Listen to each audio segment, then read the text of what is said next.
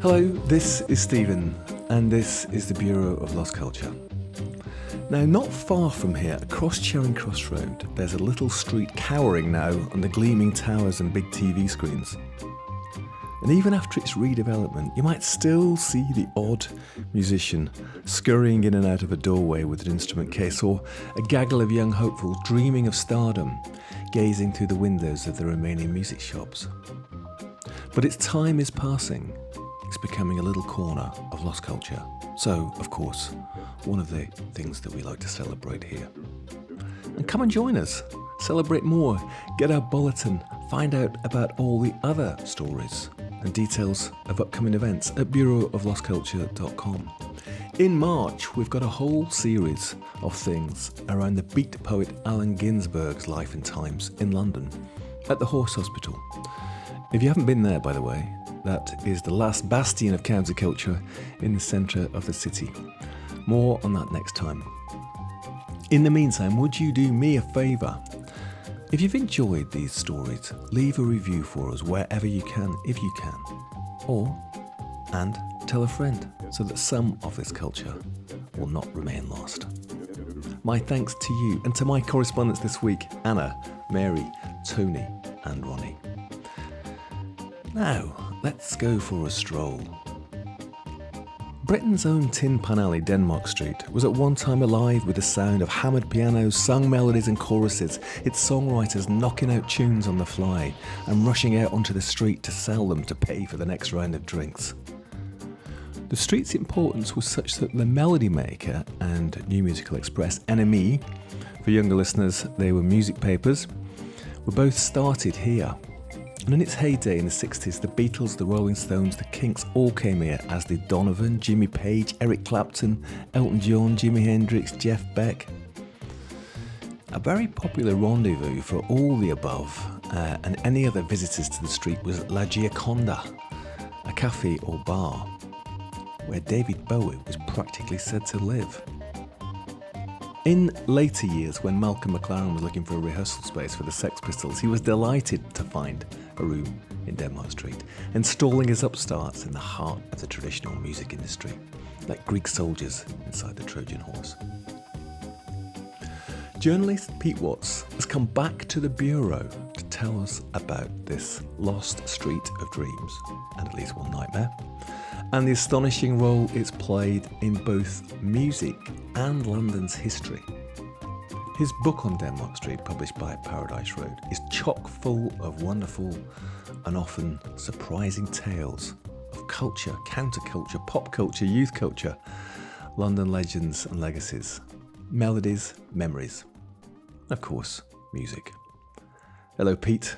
Hi, how are you? Good. Yeah, well, you were an early guest, actually, talking about the Flamingo. But yeah, I remember talking about Flamingo and the Marquee. Anyway, welcome back.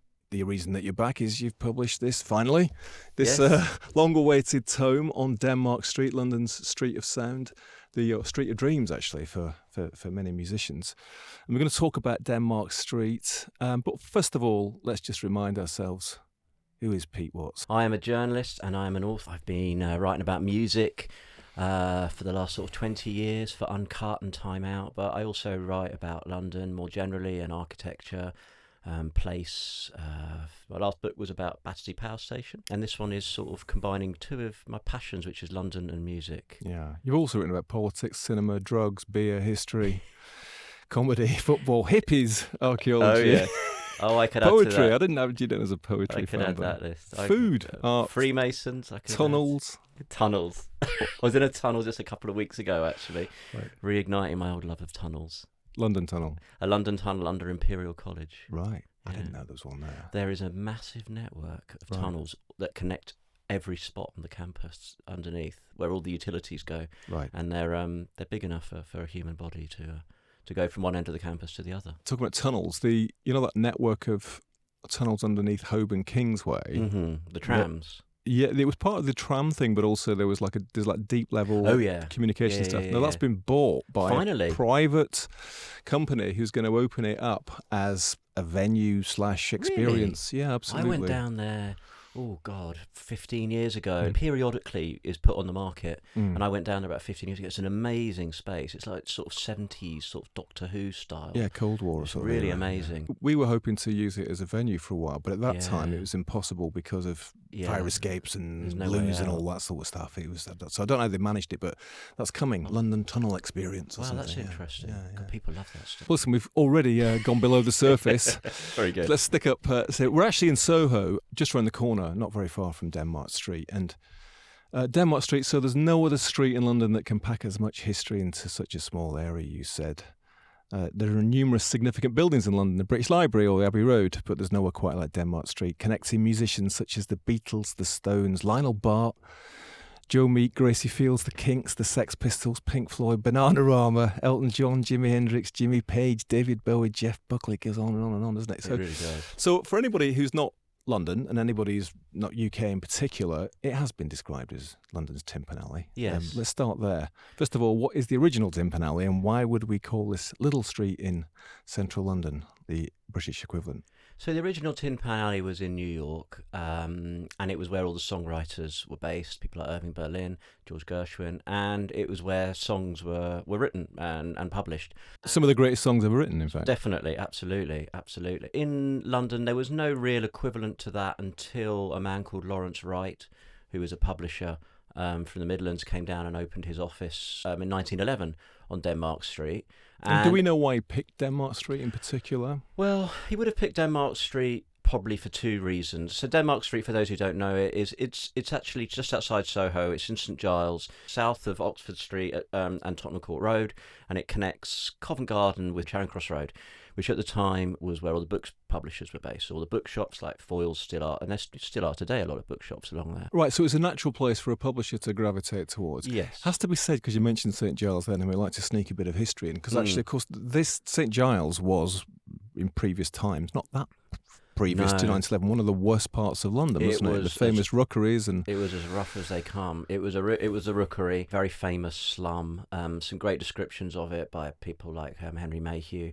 That had sort of been eroded by gentrification, which is in those days took the form of literally just putting a massive great road through the middle of it and flattening all the houses, which is what they did when they built Charing Cross Road and New Oxford Street. But it still always had that little undercurrent of seediness, which is something I've always liked about Denmark Street. It's a bit church is seedy. still there, isn't it, as well, St Giles? Church is still there, which used to be a sort of leper colony for a while. And it was also the stopping off place when people were going to be executed at Tyburn. They'd take them from Newgate in the east, drag them on a cart quite often, while they were getting abused by the crowds. But they'd stop at that church and they would get a drink in the Angel pub, right? I think so. And, I think that was their last drink before the noose. And did you know that that's where the phrase falling off the wagon comes from? So when we interesting. talk about that, when you stopped drinking, or is it when you started drinking? I can't remember what it was. It's something to do with getting off the wagon and getting pissed before you got killed. Yeah. So anyway. No, it definitely has that vibe to it. And Peter Ackroyd, in his book London Biography, he writes about how there were sort of ballady 17th and 18th century, 16th. They were like topical songs, and they were lyrics based on hymns, and they were kind of printed and put up in windows. And a lot of them were published in Seven Dials and sort of St Giles. So that kind of gives that kind of notion that there's music in the air here. I mean, the reason publishing is called publishing in musical terms is because in those days there was no recorded music, or very little recorded music. So people knew songs simply through playing them on piano, for which they needed sheet music. So if you had a popular song and it was a hit in the music hall, people would then go home or go out and try and buy the sheet music, and that's how the publishers made their money. And just out of interest, I mean, when I signed my publishing deal, the music publishing deals, it still includes sheet music. Yeah. Like they have the right to print your stuff on sheet music. I'd love to see that. Yeah, but it's still included, I think, along with sort of wax recordings and That's stuff really like that. interesting, isn't it? That's really interesting. Yeah, because that's a real hangover, and the publisher's role changed massively, as we might talk about. Of course, printed, there's often quite beautiful, sheets, printed sheet music, songs with lovely extravagant covers and stuff like that. They really were, and I think that's what you would get along Denmark Street, is you'd have these window displays, and they would look like a bookshop. They'd have beautiful displays of sheet music for people to buy. And also the idea was a songwriter who would, he'd be a professional songwriter. Often you'd get, someone composing the music and someone adding the lyrics in that traditional sense. And then they would go along Denmark Street and they would play them for the different publishers and try and get a deal. So Lawrence Wright was the first to go there, and he'd had this success, hadn't he? The reason that he'd sort of like come down from the north is that he'd made a lot of money from one particular song. Yes. So Lawrence Wright, who also wrote under the name Horatio Nichols, he had acquired the rights to a song. He hadn't written it, but he had acquired the rights to a song called Don't Go Down in the Mine, Dad. And a couple of years, I think, after he got that, there was a mining disaster in Whitehaven in Cumbria, where sort of 130 people died, men and boys. That sheet music became a huge seller. Lawrence Wright gave half the money to charity, and with the rest of it, he moved to Denmark Street. And then presumably started to buy more songs. Yeah, he bought a lot of songs from America, especially, because that was where the best songs were being written. Sometimes they'd change the words to make them more suitable for an English audience. Something like Teddy Bear's Picnic was originally an American melody that then they wrote English lyrics for. But he also wrote his own songs. He wrote Among My Souvenirs, which is probably his most famous song. And he was an excellent self-publicist. He would do incredibly ridiculous stunts to kind of promote his songs. He had a network of pluggers who would go to the music halls to get the most popular band leaders and musicians to perform them, which was your basic form of advertising, and often involved a sort of little bung or a bribe. And he started Melody Maker. The very first issue of Melody Maker did have a big picture of Horatio Nichols on the front, and it was essentially another self-promotion organ. And again, for anybody younger, Melody Maker was a very, very long-running music paper. I mean, my association with it was indie bands, but actually, did you write for Melody Maker? I never wrote for Melody Maker, no. There's Melody Maker and Enemy, wasn't there? With the two kind of music rags, and Enemy still going in a sort of weird form, but just about Melody Maker died. But so and it's just quite interesting what you say then about him buying songs, and of course that's the theme all the way through music publishing. Still is, of course, when even these days we hear about like Bob Dylan selling his catalogue, right, hundreds of millions rather than. But there was just huge amounts of songs being made, and the songwriters. I would get 15 quid for this, and then if it was a huge hit, obviously you'd be kicking yourself. But that's what I found very interesting is that there's a couple of cases where two people have collaborated on a song, and one of them has decided to sort of retain his royalties, and another one has taken the quick buck. And one of them has ended up being immensely wealthy because they've hung on to a bestseller, and another one has just had 50 quid or whatever the equivalent was in 1920. And there are some really some of them are quite tragic stories, and some of them are quite, the guy called Jimmy Kennedy, who was an incredibly successful songwriter. He wrote South of the Border, which is probably one of the best songs to have come out of the British Tin Pan Alley. And he made a fortune from it. I think he was earning something like, sort of £12,000 a year just on that alone in the sort of before the war, whereas his co-writer was getting nothing. And of course the sort of distribution network then would have been that the publishers, Lawrence Wright or his competitors or the other people who started to do it on Denmark Street, they would bung like a band leader to play their new song. They play it in the music halls. People would be sort of, that's great. And then they would want to buy the sheet music to play at home on the piano. Yeah. That's how it worked, right? That's exactly how it worked. That's what the pluggers did. The pluggers were almost as important as the publishers. You had this kind of, the network. And that's the other important fact for the location of it, where it was sort of in between Soho and Covent Garden. You've got all the major theatres and venues in the West End, all within walking distance, and that's obviously really, really important in those days because a lot of this is done word of mouth in meetings. People need to be able to actually visit each other quickly and conveniently. Then so Lawrence Wright has kick-started it in Denmark Street, and then from what you're saying is that other people then started to open up shop too, as this is always what happens. You open a coffee shop, somebody opens one next door, right? Or so that's how it evolved into this music publishers street for a while. You had all sorts of different publishers moving in there over the time. I mean, one of the biggest ones was Noel Gay, who wrote Lambeth Walk. He did the sort of Me and My Girl musical, and he was a friend and a protege, I think, of Lawrence Wright, who sort of told him he should stick as a songwriter and not go into publishing. But he did branch into publishing, and he moved on to Denmark Street. His company that he started was there really up until very, very recently, up until the sort of recent redevelopment. And there were loads of others. It starts to change a bit as well, doesn't it? Because the publishers are there, and of course that brings in other people, doesn't it? It brings in the say as we move into the 30s and 40s and 50s or post-war and stuff. So what happened? How did the sort of next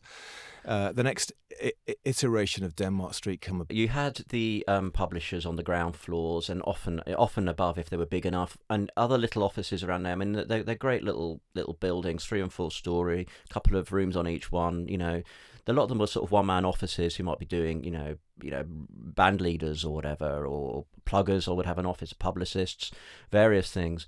But the really big change, I think, happened after the war with the sort of arrival of recording studios, demo studios. Suddenly, instead of playing a song on a piano, you would cut it to acetate. But very quickly, you had 3 or 4 studios, sort of in the 50s.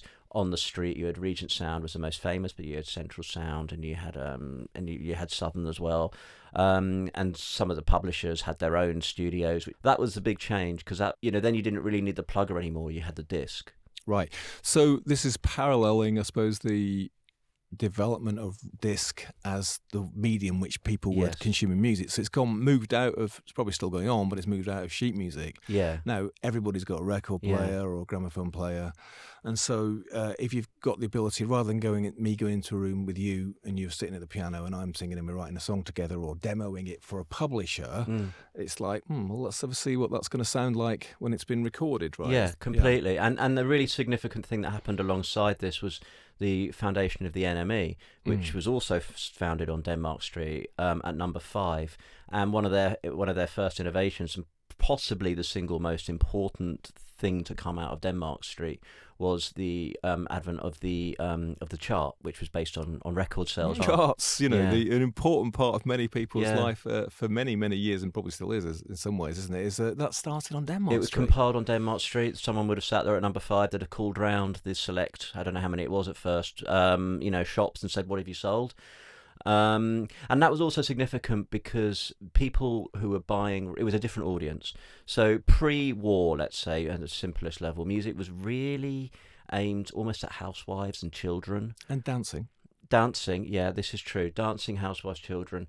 After that, it became a little bit livelier. It became a bit more for teenagers. They were the ones who were buying the record. Rock and roll comes in. Yeah, American skiffle, imports, skiffle.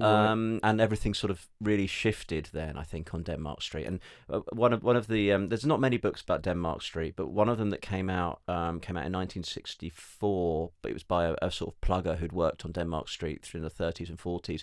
And he can sense the changes that are coming, and almost every other paragraph is like a sort of lament what rock and roll has unleashed on the civilized patrons of Denmark Street. We were looking yesterday at that image of Bill Haley, and with Crocodile Rock, obviously was a massive hit around the world, and stuff. Comics are there holding crocodiles. I know, that's a classic Denmark Street kind of publicity ruse, and that's something that Horatio Nichols, Lawrence Wright, instigated. Right. He had a song called "I've Never Seen a Straight Banana," and then offered people a prize if they could bring him a straight banana. And Eddie Rogers, who I mentioned, who was a plugger who wrote the other Tin Pan Alley book, he had a song which I think was sung by Arthur Askey called "I've Never Seen a Piggy with a Straight Tail," or something like that. And again, he had a competition for farmers. Can you produce a pig with a straight tail? And apparently loads of them did. So he then had to declare the competition. He said there were too many pigs and they were all scared, and it had straightened their tails. And he declared the competition null and void. Oh, what fear straightens a pig's tail. Exactly. That's a great fact. Which actually good title for a song. Yeah, perfect. Yeah. So it moved out of this kind of jokey thing, isn't it? You mentioned "South of the Border" by Gene Autry, and then this other song, "What a Crazy World We're Living In." Joe Brown, who's still around, of course. Yeah, he is still around. When I did the book, I wanted to kind of, rather than tell every single story that you could about Denmark Street, I wanted to pick on certain characters or buildings that sort of charted the way the music business had changed. And one of them I felt was Alan Klein, who wrote this song for Denmark Street. He wanted to write a British song, and he wrote this song. Joe Brown eventually agreed to perform it, but again, in a classic sort of Denmark Street style, he was told that Joe Brown would only record it if he could get his name on the credits, which apparently wasn't true at all, and it meant that Alan Klein lost a bit of his royalties there. But then this song was spun off into an entire film, which is fantastic. So that's another interesting thing, which Beatles did change this in a way, as did Dylan, I suppose. But this is also a time when there's a definite split between the songwriters and the performers, right? So performers, Presley, Joe Brown, they weren't generally writers, were they? They No. were performers, and that was the way it was understood to be. Absolutely. Right. So you had Tommy Steele, you had people like Lionel Bart, writing songs for them, but they wouldn't perform them, and vice versa. And that absolutely changed with the Beatles. What's interesting about them is that their first single was going to be a Mitch Murray song, who was a sort of old-fashioned professional songwriter who went down Denmark Street. He recorded his demo on Denmark Street. He gave it to George Martin. Martin wanted the Beatles to record it. The Beatles hated it, so refused to play it properly. Eventually, they were allowed to do their own songs. So the Beatles very nearly got kind of co-opted into that old system because no one knew differently. Their sort of influence on the way that music publishing and performance was kind of, you can't underestimate it, because Dylan was also doing the same thing, wasn't it? Because like in America, you've got Dylan and it's something like, he's playing these traditional songs, but he's also writing these songs, right? And it's like he wants to be both. And this is the sort of birth of the singer-songwriter, isn't it? Or the band that write their own material. It is. It's interesting that I don't think that Dylan was an influence on the early Beatles and what they were doing. They were just doing what they wanted to do. Right, yeah. So their publishing company, Northern Songs, was actually on Denmark Street. Yeah, so Dick James, who had been a singer and had his famous song was the Robin Hood theme. He'd then gone into publishing. He'd recorded Robin Hood with George Martin, so they were friends. First Beatles singles were published and plugged, therefore, by EMI. Brian Epstein didn't think they'd done a very good job. So he said to George Martin, who do you know? George Martin said, I've got a mate, Dick James. The Beatles went along and they arranged a deal. And Dick James was kind of, he was old-fashioned, but he was savvy enough to recognise that the Beatles were an entirely new commodity. They were writing and performing their own material. They had personality, and they were writing songs for other people. That's another significant thing that the Beatles did in those early days. They were actually songwriters for other people, and so he came up with a deal which at the time was groundbreaking, which allowed them to have half their own publishing company. In later years, it was seen as an absolute rip-off, but I think at the time it was genuinely really innovative. The thing is, then Dick James eventually sold his half without telling the Beatles, without giving them a chance to buy it, which is how they lost control of their own catalogue. And it went all the way around the world, and Michael Jackson ended up owning. Yeah, he also ended up owning the catalogue for Dick James as well. So things are changing on Denmark Street, and also rock and roll's come in, the Beatles have come in, and also things are changing in London, aren't they? So it's like the early 60s are coming, and it's a different era, isn't it? And suddenly you're getting all these rock and roll bands who are taking the Beatles' lead. They want to not only be the performers, but they want to write their own stuff. Yeah. And of course, the Stones make their first album. Tell us about that on Denmark Street, right? So again, the Stones were the other sort of big innovators, obviously, in that era, but particularly on Denmark Street. And it is interesting the way, these were guys who were operating outside the established system, but within as well, or even on that same street of the established system. So Andrew Loog Oldham, he was a manager, and he was the same age as him, a bit younger even, I think, wasn't he, Andrew Loog Oldham? He had a sort of romantic association with Denmark Street. He talks about how he would go there as a kid and look at the windows and want to be a star. And he'd actually tried to sell his own first song on Denmark Street. It was called Boomerang Rock, a kind of skiffle number, and it was rejected roundly. And then when he came back, there's two significant things he did. First of all, one of the first Stones photo shoots was on Denmark Street. There's an amazing photo of the Stones outside the Tin Pan Alley Club, and you get it's like one of those first colour pictures of the '60s. It's in beautiful colour. There's red and yellow behind them. They look extraordinary. They look like aliens. Really, it must have been alarming for sort of Arthur Askey types. And the other thing that he did is he put them in the studio. He put them in a demo studio, Regent Sound, because it was kind of comfortable. I think it was comfortable. They could make mistakes. It was cheap. There was a very good engineer there called Bill Farley, and they made their first album. Listening to that track that you sent me, I think actually, in terms of the sound of it, I thought it sounded great. It's amazing what they could do, wasn't it? I mean, I think that everything leaks into each other, but it gives it personality. It really does. It's just the energy and vibe sort of rips through, doesn't it? You can still feel it. Actually. Yeah, and I think that's because they were comfortable in what they were doing. And there was a couple of times where they had to interrupt the sessions, so they had to run out and buy they could go and buy the sheet music because they were mainly doing covers. In fact, it was all covers, I think, wasn't it? And I think they went in and visited Donovan, who was recording his first album just along the street at around the same time in another demo studio. And he obviously was a real sort of influence by the Dylan singer-songwriter. Yeah, right, yeah. You mentioned then Lou Goldham's relationship with Denmark Street and, of course, with the Stones. And him, for him, this was the street of dreams. You walk down and imagine yourself as one of the writers and, and having success with all that sort of stuff. Well, another person, of course, who did that, who had more personal success than Lou Goldham was David Bowie, wasn't it? Yes. He was intimately involved with Denmark Street, but also with Soho, wasn't it? I mean, there's a whole story of the evolution of Bowie from David Jones, which a lot of it is to do with this area where we are now on Denmark Street. Yeah, right? no, absolutely. So many Bowie landmarks. What's fascinating is this is his really difficult period.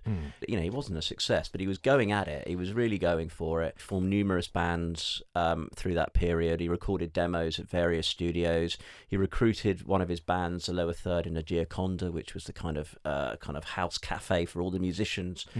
Who were recording at the demo studio. There were times when he'd go off after a gig out of town, and they'd park up outside the Gioconda in their converted ambulance and stay there overnight. Have tea in the morning brought out to them by the owner of the cafe. And the old venue on Denmark Street, which used to be the 12 Bar, is reopened as the Lower Third, paying sort of homage to Bowie's time on that street. There's a lot of other stuff going on in Soho too, like the advertising industry as well, which are all. You think he worked for an advertising industry? Yeah, he did, didn't he? One of his first jobs was, and he met Mark Bolan for the first time on Denmark Street when they were both kind of struggling to get any work. So their manager Leslie Conn asked them to come in and paint their office, and that's when Bowie and Bolan met for the first time. By the way, listen, if you don't know Denmark Street, it's very short as well, isn't it? It's really short. Yeah, to squeeze all this stuff in. Yeah, there's lots of other Bs after that. I mean, I just want to go back to Lionel Bart. I'm a major fan of Lionel Bart. I mean, because of all the songs that he wrote for Oliver and musicals and stuff. And so, what was his role on Denmark Street? So Lionel Bart was another sort of figure who kind of he was a bit like Alan Klein. He kind of connects the two eras of sort of pre-Beatles and then post-Beatles or rock and roll, and also connects Soho and Denmark Street because he was he was involved in the Two Eyes. He designed the backdrop at the Two Eyes on Old Compton Street, which was a great rock and roll skiffle venue. He wrote songs for Tommy Steele, published on Denmark Street. That was where his publisher was. And he spent a lot of time on Denmark Street in various offices, and then he obviously wrote Oliver. But then it all went wrong for him, really actually. Wrong well, for him. Fame, actually, because it's supposed to, we mentioned earlier, so at the same time, we've got the counterculture happening in London. You've got swinging 60s. It's all going nuts, isn't it? With particularly the music industry, drugs, of course. I think he became a casualty of that, didn't he? He really did. And of course, he's one of the people who sold his songs. He did sell his songs. Alan Klein told me that, towards the end of I think in the mid-70s, Joe Littlewood, who ran the theatre company in Stratford, put Bart and Klein together with a view that they would write a musical together. Klein just said that Bart was just burnt out, he was a lovely guy, but he was just incapable at that point. I heard that Cameron Mackintosh, who's the sort of great theatre impresario in London still, who came to own Oliver, actually did give Lionel Bart a sort of small percentage back. He did. Out of the sort of kindness heart, which has got to take my hat off to that. Yeah, right? So his sort of last years were actually he was sort of able to actually live a decent life again. Yeah, a friend told me that actually he did sort of clean up at the end, and the reason is that he woke up one day with something was tapping on his forehead, and he realised that actually he was lying down in the hall of his flat in Ealing, and it was the postman pushing bills through the door, and it landed on his face. I think that was his nadir. That was the moment when he decided to get clean and sort himself out. Just one story connects with Denmark Street. Many others, Pete. So let's go on. So, you've got the Stones, you've got the Kinks, Hendrix, Jimmy Page, Led Zeppelin. Tell us about some of those stories. Kinks was signed to a publishing company, Denmark Publishing, I think, and they signed an unwise deal. And Ray Davies essentially actually wrote a song called Denmark Street on Lola, and it's a fantastic song actually about being ripped off, basically, and his bitterness about that old-fashioned music industry, which I think, a lot of the kind of the new rock and rollers did sign really unwise deals with the old school publishers. Even canny ones like Andrew Loog Oldham, he signed a deal with an old school publisher for the Stones. He knew what he was doing, and he secured the UK rights, but he didn't secure the international rights. And it cost him a pretty penny. I mean, Lou Goldham wasn't averse to pulling his own. He got his own back on the Verve, didn't he, years later? Well, that's true. And he was always putting himself on the B-sides of things just so he could take in a bit of money. The whole Verve thing, which was Bittersweet Symphony, because of the sample, and the sample wasn't from the Stones. It was one of those such and such a body plays the songs of the Rolling Stones in an orchestral form. Right. That Yeah, 70s thing where they get Yeah. a kind of library type person, did a kind of orchestral instrumental takes on Rolling Stone songs, and they sampled that, the string section Right. from that. So that was a But because the KPM story. publishing belonged to the Stones, Mm. they ended up having to give all the royalties to the Stones. Yeah. It was doubly brutal. Well, somebody told me, and I don't know this is true, that actually Jagger and Richards did end up giving something back to Richard. I wouldn't be surprised if they did on the quiet, because I mean, it's a bit rich as well, isn't it? I mean, they've ripped off so many. Rips off loads of people themselves, Exactly. and probably paid off loads of people, right? Like Led Zeppelin. Yeah, exactly. Paid off loads of black blues musicians. It's funny watching Zeppelin's credits changing over the years. Yeah, they've managed to get away with Stairway to Heaven, haven't they? Yeah, it's such an interesting sort of concept, though. Elvis Costello, wasn't he? Someone recently said that there was, I think it might have been Olivia Rodrigo, was basically pinched very early Elvis Costello songs, and he said, but I nicked it off Bob Dylan's Subterranean. I just played Subterranean Homesick Blues badly and faster in the first place. Yeah, Ed Sheeran, that court case recently, and he was quite rightly, he was found in his favour, wasn't he? It's that these are chords, it's like they're in a billion songs. You can't copyright a chord sequence. No. But the whole thing around music publishing and writing is complicated, isn't it? Of course, all these stories like the person who did the sax line on Baker Street. Yeah. I mean, Baker Street's a great song. Yeah. Full stop. But of course, without the sax line, it's just a good song, right? Same as the guy who did the organ in White Shade of Pale. Yeah, he never won that, did he? But then that was stolen from Bach, wasn't it? Anyway, in the first place. So. Yeah. Who else? Hendrix rehearsed, I think, at Regent Sound. And Page and John Paul Jones, they were session guys, and they were always in Regent Sound recording demo. Anyone who knows about Jimmy Page's session work, it's just fascinating mix of things. The things he's alleged to have played on, as well as the things he really did play on. This would be the place to go and star spot as well, wouldn't it? And you mentioned then the Gioconda, which was this cafe where the sort of musos and the writers and hung out. That must have been fun. Yeah, I mean, you talk to people and just say it was just a greasy spoon, really, just a typical sort of Italian cafe. But it was the place where everyone went and where deals were done and where bands were put together. Numerous bands were said to have formed and split on Denmark Street. On a Gioconda, interviews were conducted. I think that Kenny Jones of Small Faces told me that he would often meet Bowie in there, and that's where it's about trying to talk Bowie into joining the band, which kind of nearly happened. It was a meeting place and a refueling place.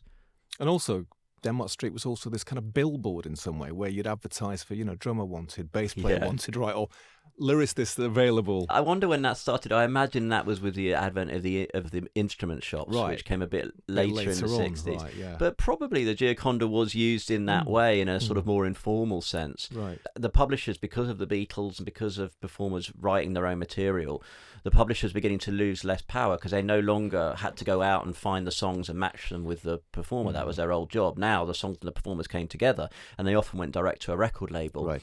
And the publisher's job really sort of shifted to basically collecting royalty and protecting copyright. And a lot of them got consumed by bigger labels or bigger publishing companies.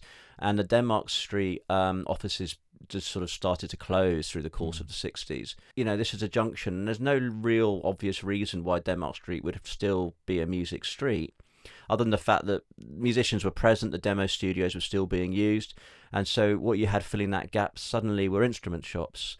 Because with songwriters who were writing their own material, who were playing their own material, they need instruments to use them.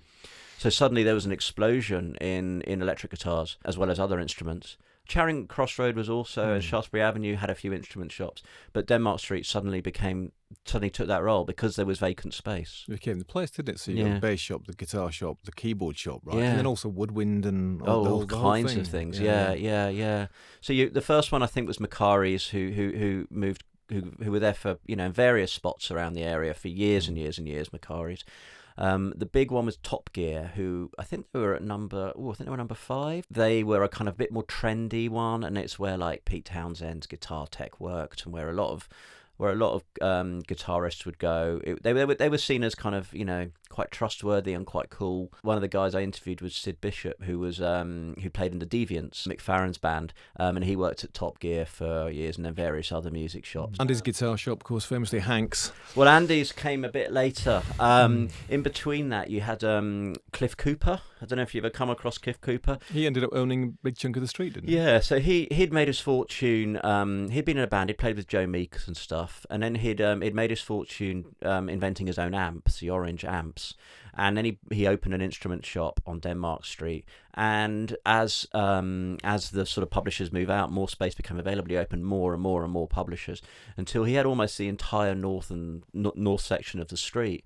He said that, because there was so much money that was being passed around during the day, the best thing to do, rather than go out on the street and hand it from shop to shop as it was needed, they cut holes in the walls and passed it through, so they could get money from one end of the street to the other. Brilliant, love it. Let's take a little sidestep as well, because you mentioned clubs. It's a bit of London history, isn't it? Is that Denmark Street was also the site of, I think, the second worst disaster in London's history, right? I mean, it was Denmark Place. It was the back of a building on Denmark Street. So it was an arson. There were a couple of drinking establishments, kind of semi-legal drinking establishments, catering for mainly sort of people who worked in hotels. Often, a lot of them were sort of South American. And there was a guy there called John Thompson who was drunk, down and out in Soho in that area. So 79. He got thrown out. He came back with some petrol, put it through the letterbox and put a match to it, and 30 odd people died. Totally unreported, wasn't it? Partly because of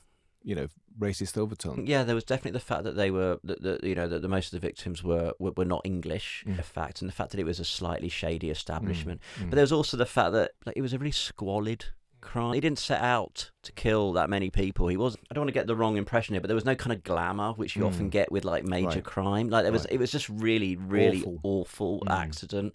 He was caught very, very quickly. He went away for life. Yeah, it was kind of forgotten, kind of brushed over. Really, I didn't know about it for a very long time, and even if when I did hear about it, you didn't know very much. There wasn't very much information. Another sort of side story, which is a bit more cheerful, but it's also very important because it involves Pink Floyd. Because, as we know, so Hipgnosis, the design company behind Floyd's very famous covers, including Dark Side of the Moon and Wish You Were Here, but also many, many other classic rock, particularly prog covers. Hipgnosis, where were they based? Denmark Street. Yeah. Right? So Hipgnosis were formed in the late 60s, and they were originally based over in West London in one of their flats. And then they needed office space because they were getting more work because of their sort of success with Floyd. Because they were actually friends of Floyd. They were friends with Floyd, from Cambridge.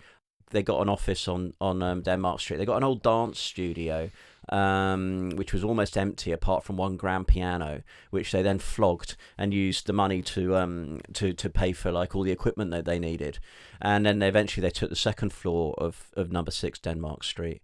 And the squalid office in a squalid corner of London was where was some of the most famous album covers of all time for Floyd, but also for Led Zeppelin, Black Sabbath, 10cc, Paul McCartney, Genesis. They were created. They were notoriously arrogant, though, weren't they?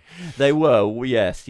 Well, Storm Thurgerson, who was one half, was very, very volatile and ended up falling out with. He fell out with Jimmy Page. He fell out with Roger Waters. He fell out with Paul McCartney. Well, he insisted that Barry Gibb shave his beard off. When they moved into video, he wanted to shoot Barry Gibb video, but he had to be clean shaven, and Barry Gibb refused, and they had this standoff for 3 or 4 days. Those were the days, when record companies had the sort of budgets to blow on videos and album the amount of money that Hipgnosis could spend on a photo shoot, it's just outrageous. They lived like rock stars, and they were on Denmark Street, and you do hear of 10cc would go there into the office to look at designs.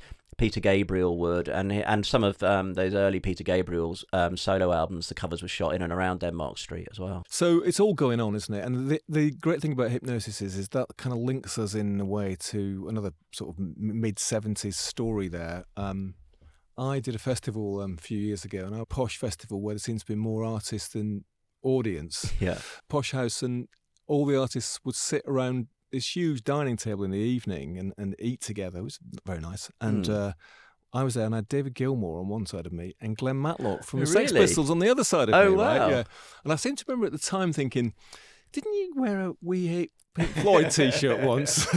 David Gilmour got his revenge because they had a charity auction as well, and Glenn Matlock wrote the lyrics to Pretty Vacant on the back of a napkin, and I think it's in the auction for 600, 700 quid. Not bad, right? Then David Gilmour wrote the first four notes in musical format of, I think it's Wish You Were Here or Shine On You Crazy Diamond, you know, the down, down, down, down, right? Yeah. $2,500. So he got his own back. And in terms of Pretty Vacant and Hypnosis, that was the connection, is that in the back of their building there was a shed. Right? Yeah. Tell us about this shed, Pete, and so there was why it's connected with Glenn Matlock. So a lot of the Denmark Street buildings, especially on the south side, they had sheds in the background because they'd originally been sort of workshops. They'd been for people manufacturing things. And there was this one at the back of number 6, and various bands had worked there. Badfinger, the sort of tragic Badfinger, had been the last band to have it. Badfinger had eventually split up after 2 of their members had taken their own lives, sort of unrelated. And so this space was vacant. The landlord, he advertised in NME or Melody Maker for this space, and Glenn Matlock claims, Malcolm McLaren claims, John Lydon claims, they all claim they saw the advert and went down there, and it was at the back of number 6. It was this shed. Steve Jones was looking for a place to live, so he ended up moving in as well.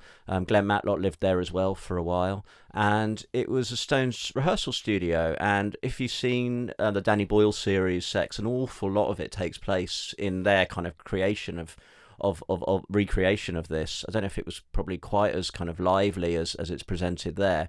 So you get the Sex Pistols sort of walking through Hypnosis's because they had to go through the shared office past space. These sort of long-haired, flared-wearing hippies who were Pink Floyd's friends on the way to the back where they started bashing out Pretty Vacant. Absolutely amazing. And the Spunk demo or the bootleg, a lot of that was recorded in Denmark Street. Spunk is the bootleg, which then gets officially. Eventually, yeah. It was very convenient for Glenn Matlock because he was sort of at St Martin's, so he would be going there. St Martin's Art School. St Martin's Art School. And it was a good place for them to kind of firm up, really, because they were pretty amateurish at the start. And one of the interviewees from Hypnosis was saying, you could hear them getting better. He said at first it was just a disaster, but then suddenly I was like listening to it one day in the dark room, and I thought, you know what, they're not bad. They're not bad. Do you think McLaren also took a sort of devilish delight in the fact that he was planting them right in the middle of the sort of music establishment? Yeah, I think Malcolm McLaren, probably knowing his music and his management history, was following Andrew Loog Oldham's, using Denmark Street as a Trojan horse. I don't know if he would have known that Hypnosis were there, but that would have really delighted him. And there was some kind of confrontations between the two groups. But there was also collaboration. One of the Hypnosis partners was Pete Christopherson, who was in Throbbing Gristle, and he took some photos of the Sex Pistols, the very first photos of the Sex Pistols, which Malcolm McLaren refused to release because they were quite they weren't presenting the image that he was quite looking for at the time. Well, Hypnosis is sort of, in a way, peter out, don't they, at the end of the 70s, because there isn't really the market, in the punk and post-punk era for that kind of artwork anymore. Nobody really wants it and stuff. And this next phase of Denmark Street really is much more about the music shops, isn't it? The instrument shops, and which is probably where most people's connection with it is. But also I wanted to talk a little bit about the 12 Bar, Pete, because when I first came to London, my ex took me there, and I'll tell you about that in a minute. But tell us about what the 12 Bar was. It was an amazing place, wasn't it? Yeah, I love the 12 Bar. So the 12 Bar was originally a blacksmith's forge from the 17th century that had somehow survived, and it's very much connected with the music shops because it was started. So you meant Andy's Guitars, which is one of the sort of famous guitar shops on the street. A lot of the people who worked at Andy's were musicians, and they wanted somewhere to play, like a sort of social club. At the time, the forge was used as a storage place for food for thought. The old vegetarian cafe on Neal Street. Right. And they moved out one day, and Andy was like, "Well, can we have it?" And they said, "Yeah, fine. Just take over the lease." And so they started running it as a social club for the guitar techs and the employees of the various. And then from there, the people who would come and have their instruments repaired, they would start wanting to play there. Kind of began like that. That was its kind of gestation. And then by the sort of mid-90s, it was a really great venue. Charismatic, had this crazy balcony. I went there loads of times to see all kinds of sort of weird and quirky acts. Squeezed the balcony, wasn't it? So it was Yeah. quite claustrophobic up there, and because of the height thing, I seem to remember that you couldn't see very well from the balcony, but also it was very low below the Stage, balcony. yeah. So if you were at the back, you couldn't see the top of the band, could No. you? So Do you know Jeffrey Lewis? He's sort of American, sort of anti-folk kind of. There was an anti-folk movement in New York, and they would often play at the 12 Bar. And I interviewed him, Jeffrey Lewis, and he said it was like in an old-fashioned TV when you couldn't quite tune it properly, and the picture is like, and you've got like someone's feet and someone's head moving up and down. He said it was like Totally, that. yeah. But also because it was run by Andes and Co. Is that the great thing about it? It had a brilliant sound system. Did it? So even though it was very small, Yeah. it was a great place to see, particularly kind of more low key acts, Right. Because they just had such a It must have been a difficult space because it's so small and you know all that brick. yeah. So tell me about your own. Not long after I came to London, my ex, who knew all about music much more than I did, mentioned that this guy was going to be playing at the Borderline, and it was Tim Buckley's son. That was who it was. So I used to go tag along to these things. So Jeff Buckley's, I think it was his first show in London, was at the Might have been his Borderline, second, but yeah. or second, yeah.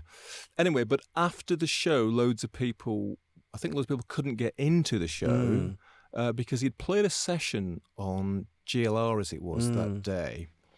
And I recall this because he got to the session late because of London traffic. And the presenter, who I can't remember who it was, but she introduced him as Tim Buckley's son, right? Which he was livid about, because I think at the time he was very conflicted about that, and he wanted to, despite calling himself Jeff Buckley and sounding a bit like Tim Buckley, he actually wanted to be his own person, didn't he? Yeah. So he was incredibly angry during the interview. Right. But then he played this song, one of the songs which then went on to be on Grace. Yeah. And it was mind-blowing, Yeah. right? So as a consequence, loads of people who never even knew who he was tried to get into the gig at the Borderline and couldn't get in. But when he'd finished, I think the person from 12 Bar happened to be at the gig and said to his manager, does he want to come run to the 12 Bar? I'm doing a set. And he did. He walked from the Borderline to the 12 Bar with a big trail of people behind him, and did an impromptu set at the 12 Bar. Yeah, I still work for Uncut magazine, and my old editor there, John Mulvey, was at NME at the time, and he was at that show, and he's talked about, and he said that Buckley just didn't want to leave the stage, and he was just playing almost every song he seemed to know. And he said it was a really special night. I'd love to have been there. I'm not sure about this, but I always got the impression that somehow he was kind of recognised maybe here because of those gigs first, and then it kind of blew up. In fact, on that note, a lot of American artists would play their kind of British showcase before they were big in America, either at the 12 Bar or at the Borderline, those two venues. And I was working at Time Out at that time, late 90s, early 2000s, a little bit later, but sort of similar era. And we were always at those two venues, Borderline or 12 Bar, for showcases. Some really interesting performances. And there's some good live albums as well. There's a great Bert Jansch live album. So into the modern era, and of course the great timing in this book, Pete, and a poignant time maybe to come out, because where are we at now with Denmark Street? I mean, bring us smack up to date. Let me quickly rush through the sort of 2000s, because I think that's a sort of interesting period, and so development was slated for this area for quite a long time, which meant that, again, it became quite a cheap place to have offices. So you had people like Acid Jazz had an office there in the sort of I think late 80s, early 90s, but then later on you had Helter Skelter open in their bookshop there. You had one of the very first internet streaming companies located there. They wanted to stream music on the internet. Fascinating interviews with the founders in 1994, well ahead of their time, saying CDs are overpriced. People want free music and they can get it on the internet. And the labels were not interested, and eventually they got shut out. But they were right. Resonance FM used to be there. Resonance FM, I was going to say. Did my first session there. Yeah, right. So Resonance FM was started there. So there was quite an interesting period, I think, when people were waiting for the development to happen. But then the development eventually got approval, partly because the existence of Crossrail made it kind of feasible, economically feasible. And again, for people who don't know London, this is absolutely smack in the centre of the city. It's where Oxford Street crosses Tottenham Court Road and Charing Cross Road. Yeah. And it's always this very weird junction, right? With there's centre point. There's a sort of 70s tower there, and I think the real tragedy for the Crossrail development in that area isn't so much what's happened on Denmark Street. It's what happened on the other side of the road, where the Astoria and the Metro were knocked down, which completely destroyed that live music tradition in that part of town. At the same time, you had the 12 Bar had to close, according to developers. Anyway, it was very old. They had to fix the foundations, and they had to lift it, crane it, put in new foundations, and then return it to its old space. While all this was going on, the Borderline no longer became kind of, feasible as a venue. So all these great venues that had been in that spot died. All the offices and all the people were turfed out of the north and south side of Denmark Street. First they did the north side, then the south side. The development took longer than it should have done because of Brexit and because of COVID and because developments always do. So for a long time, everything was boarded up. You didn't know what was going on. A few shops were still going, but it was pretty depressing. But the developers who I spoke to were always adamant that they wanted music to be part of the story. They basically built 2 huge buildings opposite the new Crossrail exit on Tottenham Court Road, which are kind of these like really weird walk-in billboards, which I secretly quite like, even though they're extremely ugly. They are cool. And kind of quite trippy and quite unusual. The outernet, yeah. And they want Denmark Street to be part of that. They want the instrument shops to be there. They've reinstated a studio. They've reopened the 12 Bar. They've built a new venue underneath one of the outernet buildings, about 700 floors down, called Here or something terrible. They're trying. There are some tragedies in that, they to make it work, they built a fancy hotel, and that means they've had to take out a load of the old interesting office spaces that were used by people like fixing guitars and, like drum schools and things. They've all gone and they've been turned into a hotel. The upper floors are a bit more sort of tedious now. On the ground floor, you still have potential. They are being told that they have to have music-related businesses in there, or at least offer their premises to music-related businesses at first. What music-related means is very open to interpretation at this point. Yeah. You've just got to keep an eye on it. There is a suspicion that in 5 or 10 years, when no one's looking, they may start to change things there. Starbucks will open, but at the moment, it's not the same. But it never was the same. I think that's the kind of message of the book. It never was the same. Right the way back to Lawrence Wright, and even before that to the St Giles Rookery. The city changes. That part of London has changed, hasn't it? So, and it was always about commercializing music. It's not about there are great stories, but essentially it's about people who want to make a lot of money out of writing a good song, and it still is for some people. And the reason that it works is because you and I, the audience, we want to hear music, of course, and people want to play it. Those things are kind of eternal. Playing and the enjoyment of music is not quite as culturally important anymore, but it's still important. And the electric guitar's still a weapon against the culture, isn't it? And I think in terms of music publishing, which is where it all started, it's quite interesting, isn't it? We live in an era now where, in some ways, it's sort of gone full circle because of, say, streaming. Is that the notion of the album, which came in with the Beatles and Dylan and stuff, is that we've gone back to single songs being the thing, isn't it, with streaming? Sort of, yeah. I guess that's true.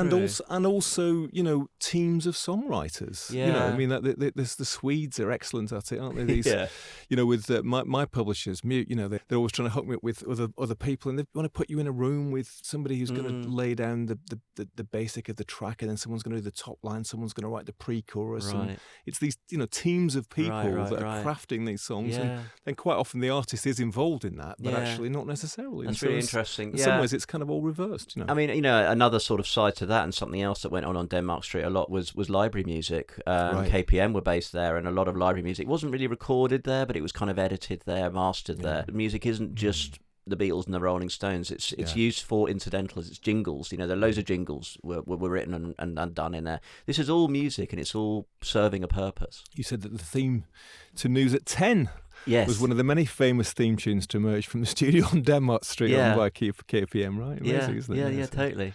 Yeah. So listen, Pete, congratulations on the book. I'll put links to it in the show notes and to your great London blog, The Great When, as well. So thanks very much for coming back to the Bureau of Lost Culture. Thank you for having me, Stephen. That was very enjoyable.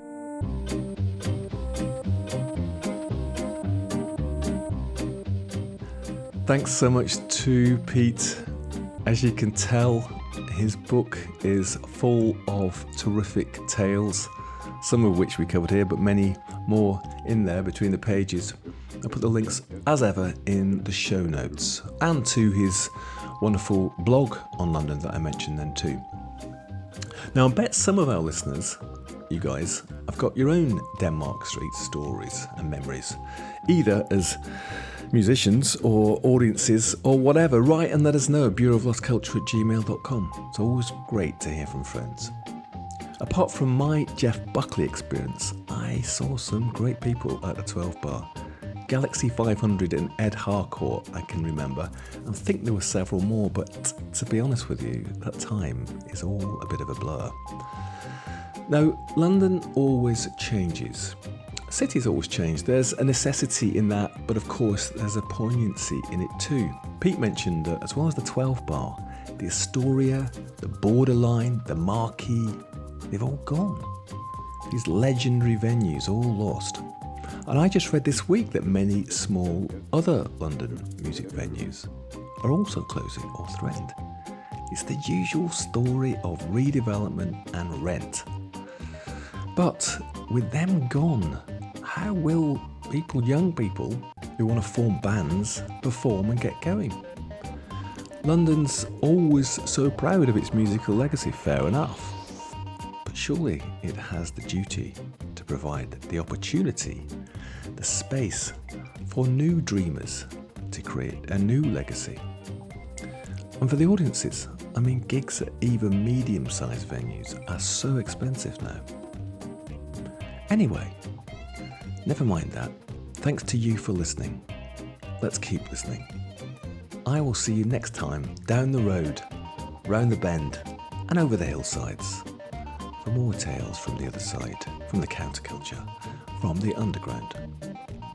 And here to finish is the Real Tuesday World with their song, I Love London. See ya.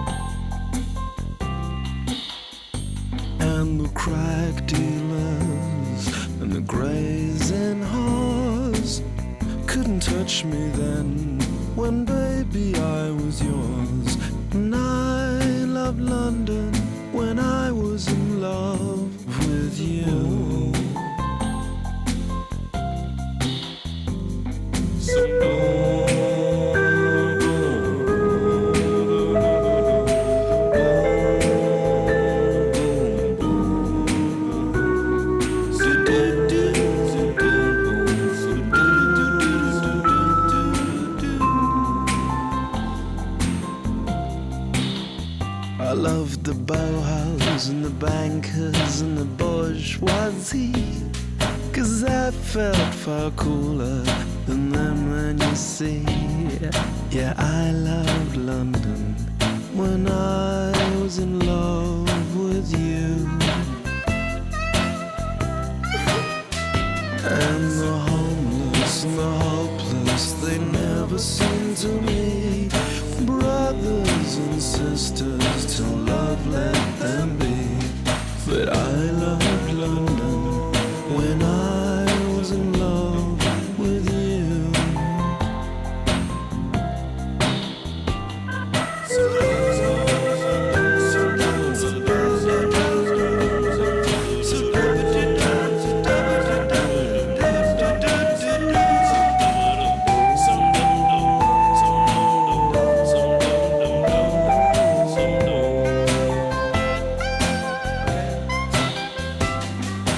Baby, that love can never reach Michelin, and I swear if it did, I'd throw myself on the Thames, 'cause I love London, though I'm not in love with you. Yeah, I still